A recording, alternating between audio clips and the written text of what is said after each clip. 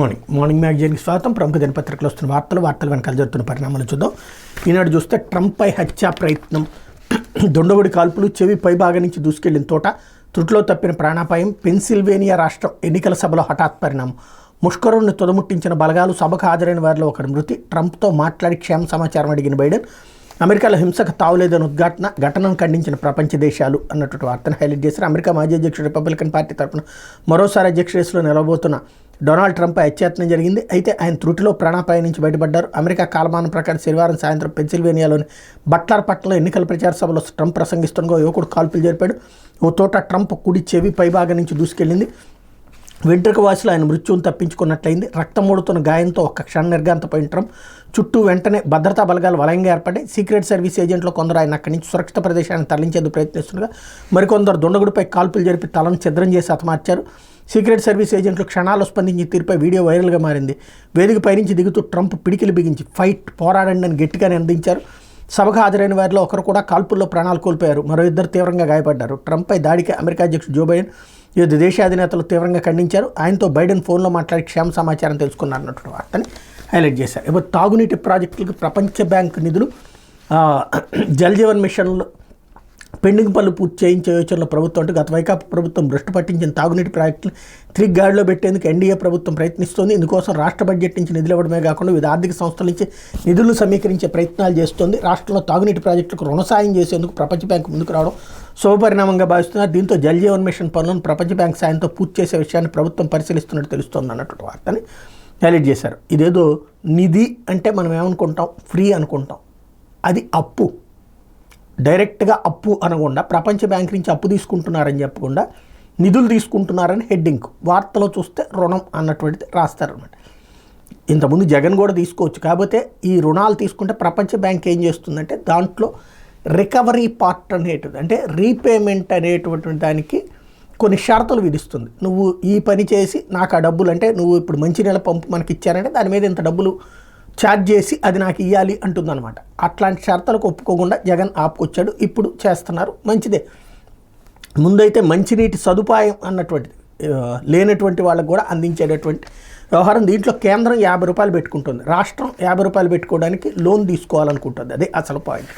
అయితే నెట్ క్యాప్లోనూ నొక్కేశారు అంటూ మాజీ మంత్రి పెద్దిరెడ్డి బంధువేజీయం, ఆయన హయాంలో భారీగా అవకతవకలు, సౌర విద్యుత్ ప్రాజెక్టులు, పీఎస్పీల కేటాయింపుల్లో కోట్లలో వసూలు, టెండర్లన్నీ అవుట్సోర్సింగ్ ఉద్యోగ కంపెనీలకే అంటూ పునరుత్పాదక ఇంధన వనరుల అభివృద్ధి సంస్థ నెట్ క్యాప్ గురించి కొద్దిమందికే తెలుసు. ప్రజాబాహుళ్యంలో అంతగా సంబంధం లేని ఆ సంస్థను వైకాపా ప్రభుత్వం వదలేదు. ప్రకృతి వనరుల నుంచి సృష్టించే సంపదను సొమ్ము చేసుకుంది. జగన్కు అడ్డగోలు వ్యవహారాలను చక్కబెట్టడానికి ఎవరో ఒకరు కావాలి, వాళ్ళు నిపుణులై ఉండాలి, అందులోనూ అయిన వారు ఉండాలి. అందుకే సంస్థ పాలనా వ్యవహారాలపై పూర్తి స్థాయిలో పట్టున్న రిటైర్డ్ ఉద్యోగిని ఎంచుకున్నారు. మాజీ మంత్రి పెద్దిరెడ్డి రామచంద్రారెడ్డికి సమీప బంధువు అయిన ఆయనకు నిబంధనలకు విరుద్ధంగా జీఎం హోదాను గత ప్రభుత్వం కట్టబెట్టింది. పదవి విరమణ పొందిన వారిని ఓఎస్టీగా నియమించాలనే నిబంధనను తొంగలో తొక్కి ఆ సంస్థ పరిధిలోని ప్రాజెక్టులు, కాంట్రాక్టులు అస్మదీయులకు కట్టబెట్టి కోట్లాది రూపాయల దోపిడీకి ప్రభుత్వం పాల్పడింది. 20 మెగావాట్లలో ప్రైవేట్ సంస్థలకు మంజూరు చేసి సౌర విద్యుత్ ప్రాజెక్టులోని సుమారు 100 కోట్ల అవినీతికి పాల్పడినట్టు సమాచారం అన్నటువంటి వార్తని హైలైట్ చేశారు. లేకపోతే తెరుచుకున్న రత్న భాండాగారం, పూరి శ్రీక్షేత్రంలో 46 ఏళ్ల తర్వాత ఆభరణాల లెక్కింపుకి శ్రీకారం. తొలి 2 గదుల్లోని సంపద చెంగడా గోపురానికి తరలింపు, తాళాలు పగలగొట్టి 3వ రహస్య గదిలోకి 11 మంది ప్రవేశం. జగన్నాథుని ఉత్సవాల తర్వాత స్ట్రాంగ్ రూమ్కి నగలంటూ దేశమంతా ఉత్కంఠగా ఎదురుచూస్తున్న విశ్వప్రసిద్ధ పూరి శ్రీక్షేత్రం రత్నభాండాగారం తలుపులకు 46 సంవత్సరాల సుదీర్ఘ విరామం తర్వాత ఆదివారం మధ్యాహ్నం 1:22 గంటలకు తెరిచారు. జగన్నాథుని వెలకట్టలేని సంపద ఉన్న 3వ రహస్య గది తలుపులు అక్కడున్న 3 తాళం చెవులతోనూ తెరుచుకోలేదు. దీంతో మ్యాజిస్ట్రేట్ సమక్షంలో తాళాలు పగలగొట్టి లోపలికి వెళ్లారన్నట్టు వార్తని హైలైట్ చేశారు. అయితే అల్కరాస్ అదరహో అంటూ వరుసగా 2వ వింబుల్డన్ కైవసం, జకోవిచ్కి మళ్లీ నిరాశ అన్నట్టు వార్తని హైలైట్ చేశారు. మరోవైపున సముద్రయాన్లో మత్స్య 6000 సబ్మెర్సిబుల్ వాహనంలో భారత్ వినూత్న పందా, నమూనాల సేకరణకు 12 రకాల యంత్రాలు, పైలట్ 2 శాస్త్రవేత్తల సాగరంలోకి వెళ్లేందుకు అవకాశం అంటూ ఏదైతే ఇదివరకు చంద్రయాన్, నరేంద్ర మోడీ హయాంలోనే చంద్రయాన్ స్టార్ట్ అయింది, చంద్రుడి పైకి అడుగుపెట్టేటటువంటిది. ఇప్పుడు సముద్రం అడుగుకి వెళ్ళేటటువంటి ఒక ప్రాజెక్టుకి సంబంధించినటువంటి అంశం. లేకపోతే భద్రతాలోపం బట్టబయలు అంటూ ట్రంప్ రక్షణలో అధికారుల అలసత్వం అన్నటువంటి వార్తని హైలైట్ చేశారు. అట్లాగే ఏళ్లుగా అవే తుపాకీలు, గర్జనులు అన్నటువంటిది అనేక మంది అధ్యక్షుల మీద ఇట్లాంటివి జరుగుతున్నాయి అన్నటువంటి వార్తను కూడా హైలైట్ చేశారు. లేకపోతే సాక్షి వచ్చేటప్పటికి 3000 రూపాయల నిరుద్యోగ భృతి, ఎప్పుడు ఇస్తారు? రాష్ట్రంలో 1.6 కోట్ల కుటుంబాలు ఎదురుచూపులు. Job calendar. నిరుద్యోగ భృతిపై నిరుద్యోగులు గంపెడాశలు. ఉద్యోగం వచ్చేంత వరకు నెలకు 3,000 ఇస్తామన్న కూటమి ప్రభుత్వ ఉద్యోగాలకు నోటిఫికేషన్లు వస్తాయని చిన్న ప్రైవేట్ ఉద్యోగాలకు గుడ్ బై. భృతి వస్తుందనే ధీమాతో అప్పులు చేసి స్టడీ సర్కిళ్లు, లైబ్రరీల బాట. ప్రభుత్వం ఏర్పడి నెల దాటిన భృతిపై నోరు మీద పని సర్కార్. యువత ఆందోళన. భృతి ఎప్పుడు ఇస్తారో ప్రకటించాలని నిరుద్యోగుల డిమాండ్. గతంలోనూ 2,000 భృతి ఇస్తామంటూ మాట తప్పిన చంద్రబాబు 2014-19 మధ్య బాబు ప్రభుత్వం ఇచ్చిన ఉద్యోగాలు కేవలం 34,000 మాత్రం. 2019-24 మధ్యన వైఎస్ జగన్ ప్రభుత్వం ఇచ్చిన ఉద్యోగాలు 6.38 లక్షలని. ఇది పచ్చి పూతు వార్త. అంటే వార్తని వక్రీకరించి రాసినటువంటి వార్త. ఇప్పుడు 3,000 రూపాయలు ఎప్పుడు ఇస్తారని రాయడంలో తప్పులేదు. 1,60,00,000 కుటుంబాలు ఎదురు చూపులంటే 1,60,00,000 మంది నిరుద్యోగులు ఉన్నట్ట ఆంధ్రప్రదేశ్లో. నిరుద్యోగం అంటే ఏంటి? ఏ ఉద్యోగము లేకపోవడం. చిరుద్యోగాన్ని నిరుద్యోగం అన్నారు. చిరు ఉద్యోగం అంటారు, చిన్న ఉద్యోగం అంటారు. అంటే ఇక్కడ ఏంటంటే జగన్ పేపరు జగన్ చేసిన తప్పుని చూపెట్టాట అనమాట. 1,60,00,000 మంది నిరుద్యోగులు అని చెప్పడం అంటే అంతకంటే బూత్ మరొకట్లేదు. నెంబర్ 1. రెండవది వచ్చేటప్పటికి జగన్ ప్రభుత్వం 2019-24 మధ్యన 6.38 లక్షల ఉద్యోగాలు ఇచ్చిందంట. ఎవరికి? వాలంటీర్లును ఆర్టీసీ ఉద్యోగులను కూడా దీంట్లో రాసేసుకున్నారు. ఒరిజినల్గా ఇచ్చింది ఎన్ని? 1,35,000 దాకా వాళ్ళకి. ఎవరికి? సచివాలయ ఉద్యోగులు. వాళ్ళది నిజమైన పర్మనెంట్. మిగతాదంతా కూడా అవుట్ సోర్సింగ్. డాక్టర్లు వీళ్ళకి సంబంధించి అది ఇంకొక 70,000 దాకా. దాదాపు 2 లక్షల నుంచి 2,30,000 దాకా ఉద్యోగాలు ఇచ్చింది నర్సింగ్ స్టాఫ్ అంతా కలిపితే. అంతవరకు ఓకే. కానీ 6,38,000 రాసుకొచ్చినటువంటిదే ఒక అబద్ధం, పచ్చి అబద్ధం అనమాట. లేకపోతే 46 ఏళ్ల తర్వాత తెరుచుకున్నటువంటి పూరి రత్నభాండార్. లేకపోతే జగన్ వల్లే పెట్టుబడులు పైకి అంటూ పెట్టుబడుల ఆకర్షణలో దేశంలోనే 3వ స్థానం. మహారాష్ట్ర, గుజరాత్ తర్వాత అత్యధిక పెట్టుబడులు ఆకర్షించిన ఏపీ. అలాగే గడిచిన 27 నెలల కాలంలో 120 ప్రాజెక్టుల ద్వారా 50,955 కోట్ల రూపాయల పెట్టుబడులు రాక, ఇదే సమయంలో 112 యూనిట్లు ప్రారంభం. తద్వారా వాస్తవ రూపంలోకి 62,069 కోట్ల పెట్టుబడులు. కేంద్ర ప్రభుత్వంలోని DPIIT తాజా గణాంకాలు వెల్లడి. నాటి సీఎం వైఎస్ జగన్ ప్రత్యేక శ్రద్ధతో రాష్ట్రంలో కల్పించిన అనువైన వాతావరణం అంటూ 2024 జనవరి మార్చి మధ్య 15 కొత్త ప్రాజెక్టుల ద్వారా 22,580 కోట్ల పెట్టుబడులు ఆకర్షించామన్నటువంటి వార్తని హైలైట్ చేశారు. లేకపోతే ఆ ముగ్గురి మాటే శాసనం. ముగ్గురు రిటైర్డ్ ఐపీఎస్లు గుప్పెట్లో పోలీస్ శాఖ. ABV, RP ఠాకూర్, ఘట్టంనేని శ్రీనివాసులే అసలు బాసులు. పోలీస్ శాఖను వీరే నియంత్రిస్తారని చెప్పిన ముఖ్యనేత. వీరి సర్వీస్ అంతా అవినీతి, అక్రమాలు, వివాదాలే. SI నుంచి DG వరకు వారి మాటే వేదం. ఆ త్రయం ప్రాపకం దక్కితేనే పోస్టింగ్లు. వైఎస్ఆర్సీపీ నేతలపై అక్రమ కేసులు పెట్టాలి, వేధించాలి, మూటలు ఇవ్వాలి, వారి మాటే వినాలి. ఇవి చేస్తేనే పోస్టింగ్లు. వారు సంతృప్తి చెందితేనే చిన్నబాబు పెదబాబు వద్దకు. ఇది నేనైతే నమ్మను. ఎందుకంటే వీళ్ళ ముగ్గురు అవినీతి పరులైతే కాదు, ముగ్గురు కూడా సిన్సియర్ అధికారులే. కాకపోతే జగన్కి నచ్చలేదు, ఎందుకంటే వైసీపీ వాళ్ళ మాట వినలేదు కాబట్టి. అంత మాత్రాన వాళ్ళు అవినీతి పరులు అని చెప్పేటటువంటిది అమాయకత్వం. అది నిజమయ్యి ఉంటే కనుక ఇంతకుముందు వైసీపీ హయాంలో 5 ఏళ్లలో తీసుకెళ్ళి అవన్నీ బయట పెట్టేవాళ్ళు కదా. ఆదాయానికి మించిన ఆస్తులు ఏం పసికట్టలేదు అక్కడ.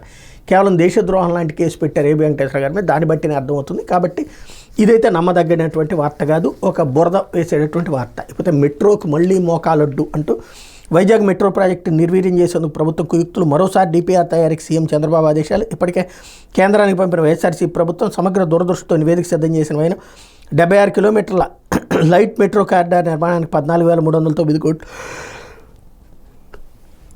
ఇప్పుడు కొత్త DPR పేరుతో టీడీపీ ప్రభుత్వం తాత్సారం. ముందు అమరావతిలో మెట్రో రైలు తీసుకురావడమే లక్ష్యం. ఇది అయ్యే వరకు రాష్ట్రంలో ఎక్కడా మెట్రో లేనట్టే అంటూ.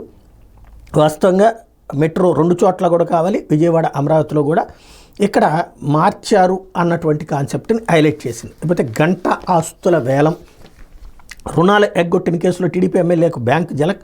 మొత్తం 390 కోట్ల రికవరీకి చర్యలు. ఇప్పటికే పలుమార్లు నోటీసు ఇచ్చిన ఇండియన్ బ్యాంక్. అయినా స్పందించిన గంట ఆయన బంధువులు. ఆగస్టు 8న ఆస్తులు వేలం వేస్తామని బ్యాంకు ప్రకటన జారీ అన్నటువంటి వార్తని హైలైట్ చేశారు.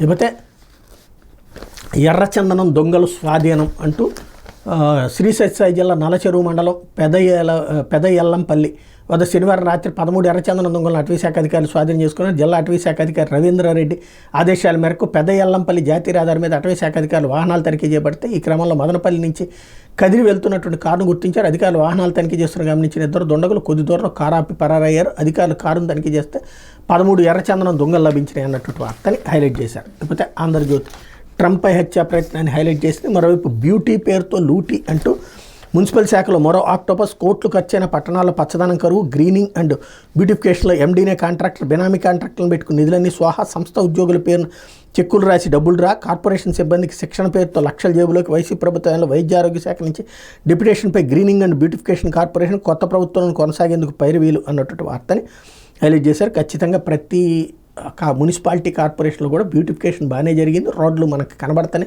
బెజవాడ గుంటూరులోనే చూస్తే నడి రోడ్డు మధ్యలో ఉన్నటువంటి ఆ డివైడర్ల దగ్గర గ్రీనరీ ఇదంతా పెంచడం, అది ఎవరున్నా పెంచుతూనే ఉంటారు. దాంట్లో తినరు అని చెప్పడం అమాయకత్వం. అంతకుముందు తినుంటారు, ఇప్పుడు తినుంటారు. బట్ నిజంగా తినదేదో తీసుకొచ్చి కక్కించవచ్చు. అయితే ఏదో ఒకటి కుంభకోణాల గురించి రోజు రాసుకొచ్చేటటువంటి దాంట్లో తప్పించి కరెక్ట్ కాన్సెప్ట్ లేదు. లేకపోతే వైద్య కాలేజీలకు వైసీపీ గ్రహణం అంటూ పూర్తి కాని భవనాలు, 64% వైద్య బోధనా సిబ్బంది లేని వైనం, లైసెన్స్ లేని బ్లడ్ బ్యాంక్, అడ్మిషన్లకు నో అన్న ఎన్ఎంసీ అంటూ అడ్మిషన్ల కోసం సర్కార్ లేక తిరస్కరించిన వైద్య మండలి, ఎన్ఎంసీ లేకపై అప్పీలుకి వెళ్లాలా వద్దన్న డైలమా, ఎంబీబీఎస్ సీట్ల పెంపుపై తల్లిదండ్రుల నుంచి డిమాండ్, చంద్రబాబు సర్కార్ పైన ఆశలంటూ రాష్ట్రంలో కొత్త వైద్య కళాశాలను తామే తెచ్చామని చెప్పుకున్న జగన్ సర్కార్ వాటిని పట్టాలెక్కించడంలో తీవ్ర నిర్లక్ష్యం వహించింది. దీంతో ఆయా కాలేజీల నిర్మాణం వెనుకబడిపోవడంతో వాటిలో ప్రవేశాలకు అనుమతి లభించిన పరిస్థితి ఏర్పడి అసంపూర్తిగా ఉన్న కాలేజీల నిర్మాణాలకు పూర్తి చేయడానికి ఒక్కొక్క కళాశాలకు 150 కోట్ల నుంచి 200 కోట్లు ఖర్చు చేయాల్సింది. మరోవైపు వాటి నిర్వహణకు ఏటా 130 కోట్లకు పైగా ప్రభుత్వంపై భారం పడుతుంది. గత ప్రభుత్వం 10 నూతన మెడికల్ కాలేజీలకు అనుమతులు తీసుకొచ్చింది.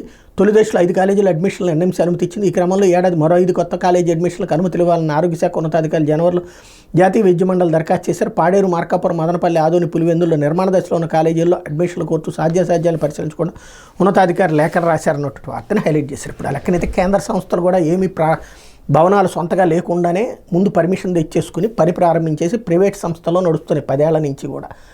మరి అవి గొప్పగానే అని చెప్పాం కదా, 10 సంస్థలని తీసుకొచ్చాడు చంద్రబాబు అని చెప్పి. చక్కగా మెడికల్ కాలేజీ ఓకే అంటే ముందు నడిపించేసుకుంటే ఆ తర్వాత ఇవన్నీ అండర్ కన్స్ట్రక్షన్లో ఉంటాయి. ఎయిమ్స్ అన్నటువంటిది అండర్ కన్స్ట్రక్షన్లో ఎన్నాళ్ళు పట్టింది, ఇప్పటికే పూర్తయింది అది.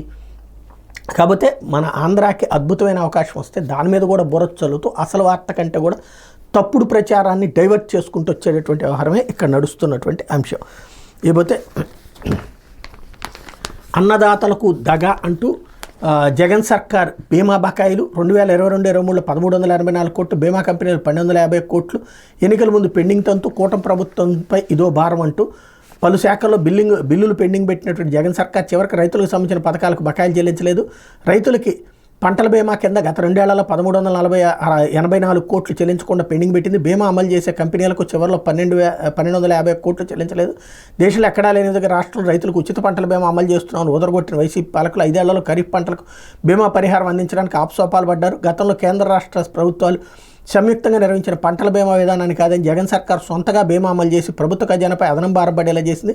కేంద్రంతో పని లేకుండా రాష్ట్ర ప్రభుత్వ ఆధ్వర్యంలోని పంటల బీమా కంపెనీ పెట్టాలని వైసీపీ సర్కార్ చూసింది. కానీ కేంద్రం ఆర్బీఐ అనుమతి ఇవ్వకపోవడంతో ఆ ప్రతిపాదన విరమించుకుంది. వాస్తవంగా రాష్ట్రంలో 2016కు ముందు జాతీయ వ్యవసాయ బీమా పథకం పునరుద్ధరించిన వాతావరణ ఆధారిత పంటల బీమా పథకం రైతులకు అమలయ్యేవి. 2016లో కేంద్ర ప్రభుత్వం ప్రధానమంత్రి ఫసల్ బీమా యోజన ప్రారంభించాక 2015-19 మధ్యలో టీడీపీ ప్రభుత్వం రాష్ట్రంలో సమాంతరంగా RWBPI PMFPY అమలు చేసింది. పంటల బీమాలో రైతుల వాటాలో ఖరీఫ్లో 2%, రబీలో 1.5%, వాణిజ్య పంటలకు 5% చెల్లిస్తే మిగతా ప్రీమియంను కేంద్ర రాష్ట్ర ప్రభుత్వాలు సమానంగా రైతులకు సబ్సిడీ కింద భరించే. వైసీపీ అధికారులకు వచ్చి 2019 ఖరీఫ్లో రైతు ₹1 చెల్లిస్తే ఉచిత పంటల బీమా అమలు చేస్తామని జగన్ సర్కార్ గొప్పగా ప్రకటించింది.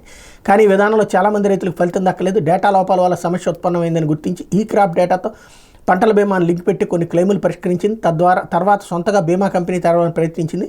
PMFBYలో చేరకుండా 2020 ఖరీఫ్ నుంచి 2021 వరకు ఈ క్రాప్ డేటా ఆధారంగా జగన్ సర్కార్ సొంతగా పంటల బీమా అమలు చేసి చేతులు కాల్చుకుంది. నష్టాన్ని తగ్గించుకోవడానికి తిరిగి PMFBYలో భాగస్వామైంది. కానీ ఇదే 5 ఏళ్లలో రబీ పంటకు బీమా వర్తింపు చేయకుండా ఖరీఫ్ పంటలకే పరిమితమైంది. అది కూడా అన్ని పంటలకు అమలు చేయలేదు. ఖరీఫ్లో 14 వ్యవసాయ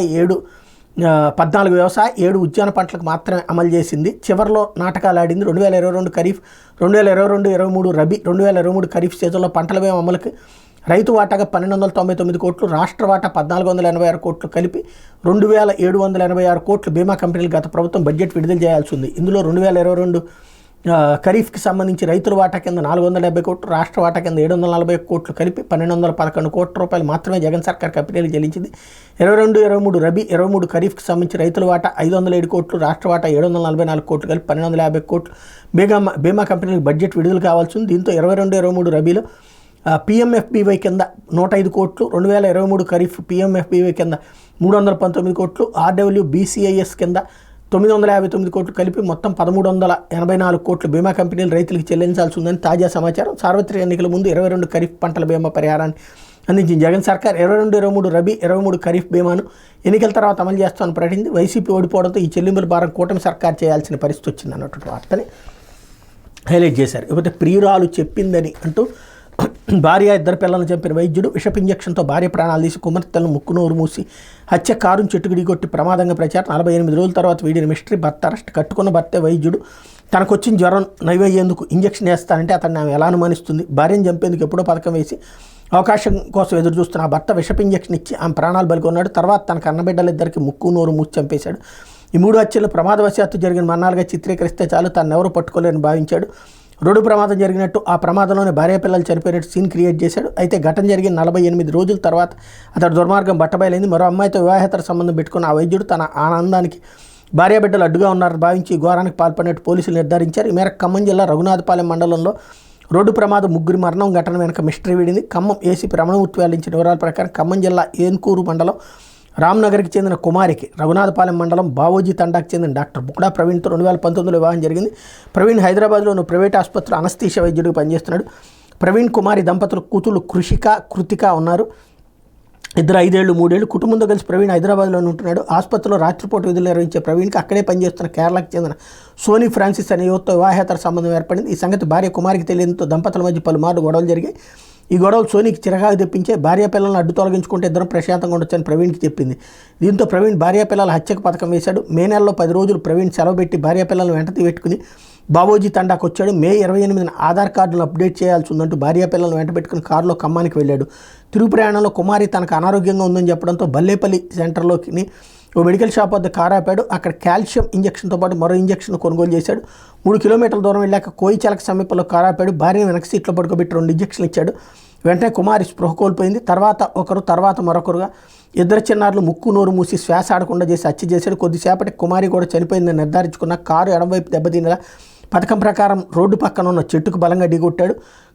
అయితే తమ కూతురు మనవరాళ్ల మృతి విషయంలో అనుమానాలు ఉన్నాయని కుమారి తల్లిదండ్రులు పోలీసు ఫిర్యాదు చేశారు. ఈ మేరకు దర్యాప్తు ప్రారంభించిన పోలీసులు కారులో ఖాళీ సిరంజి దొరికింది. కుమారి మృతదేహం చేతికి చిన్న మచ్చలు ఉండటంతో అవి ఇంజక్షన్లు కావచ్చని అనుమానాలు వ్యక్తం చేశారు. పోస్ట్ మార్టం ఫోరెన్సిక్ ల్యాబ్ నివేదిక ఆధారంగా ముగ్గురిది హత్య తేలింది అన్నట్టు వార్తని హైలైట్ చేశారు. ఇకపోతే భూదంద కేర్ ఆఫ్ విశాఖ అంటూ ఏదైతే రాష్ట్రంలో సహజ వనరులైన భూమిని గత వైసీపీ పాలకులు చెరబట్టారు. 3 రాజధానులంటూ అమరావతి పరిధిని కుదించి దాని చుట్టుపక్కల 1000 ఎకరాల పట్టా భూములు అస్సాయం చుక్కల భూములు చేజిక్కించుకున్నారు. విశాఖ కార్యనిర్వాహక రాజధాని అంటూ ఉమ్మడి విశాఖ జిల్లా విజయనగరం చుట్టూ విలువైన భూములు హస్తగతం చేసుకున్నారు. నాటి ముఖ్యమంత్రి జగన్ బంధుగణం సన్నిహితులు ఆయన సకల పరివారం మంత్రులు వారి అనుచరగణం ప్రభుత్వంలో నాడు కీలక స్థానాల్లో ఉన్న అధికారులు అత్యంత విలువైన భూముల్లో పాగా వేశారన్నటువంటి వార్తని హైలైట్ చేశారు. ఇది దినపత్రికలో వచ్చిన వార్తలు జరుగుతుంటాయి.